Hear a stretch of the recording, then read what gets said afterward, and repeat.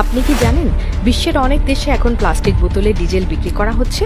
প্রথম দেখায় মনে হতে পারে এটি অস্বাভাবিক বা অবৈধ ব্যবসা, কিন্তু এর পেছনে রয়েছে এক জটিল অর্থনৈতিক বাস্তবতা এবং প্রযুক্তিগত প্রক্রিয়া।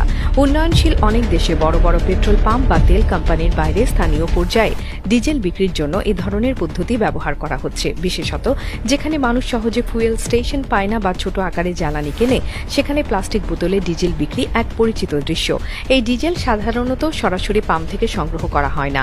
অনেক সময় এটি পুনর্ব্যবহৃত প্লাস্টিক থেকে তৈরি করা হয়, যাকে বলা হয় পাইরোলাইসিস ফুয়েল। এই প্রক্রিয়ায় ব্যবহৃত প্লাস্টিক উচ্চ তাপে পুড়িয়ে ভেঙে তরল জ্বালানিতে রূপান্তর করা হয়। পরিশোধনের মাধ্যমে সেই তরলকে ডিজেল হিসেবে ব্যবহারযোগ্য করা হয়। এতে একদিকে যেমন প্লাস্টিক বর্জ্য পুনর্ব্যবহার করা সম্ভব হচ্ছে, অন্যদিকে বিকল্প জ্বালানি উৎস তৈরি হচ্ছে। তবে এই পদ্ধতি সবসময় মানসম্পন্ন জ্বালানি দেয় না এবং পরিবেশের জন্য ঝুঁকি তৈরি করে। প্লাস্টিক বোতলে ডিজেল বিক্রির আরেকটি কারণ হলো গ্রামীণ ও প্রত্যন্ত অঞ্চলে সহজে পৌঁছে দেওয়া। বড় কন্টেইনার বা ট্যাঙ্কার থেকে সরবরাহের সুযোগ না থাকায় স্থানীয় ব্যবসায়ীরা প্লাস্টিক বোতলকে ছোট আকারের প্যাকেজ হিসেবে ব্যবহার করছেন। এতে মানুষ 1 থেকে 5 লিটার পর্যন্ত অল্প অল্প করে কিনতে পারে, যা তাদের জন্য সুবিধাজনক।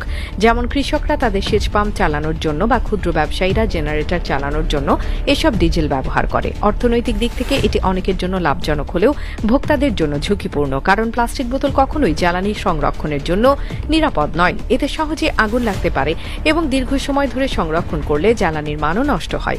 তাছাড়া অনেক সময় বোতলে ভেজাল মিশিয়ে বিক্রি করা হয়, যা ক্রেতার যন্ত্রপাতি বা গাড়ির ইঞ্জিন নষ্ট করতে পারে। বিশেষজ্ঞরা বলছেন, প্লাস্টিক বোতলে ডিজেল বিক্রি আসলে এক ধরনের অনিয়ন্ত্রিত বাজার ব্যবস্থা, যা নিরাপত্তা ও পরিবেশের জন্য বড় হুমকি। একদিকে যেমন এটি সাধারণ মানুষের চাহিদা মেটাচ্ছে, অন্যদিকে অগ্নিকাণ্ডের ঝুঁকি বাড়াচ্ছে এবং দীর্ঘমেয়াদের যন্ত্রপাতির ক্ষতি করছে।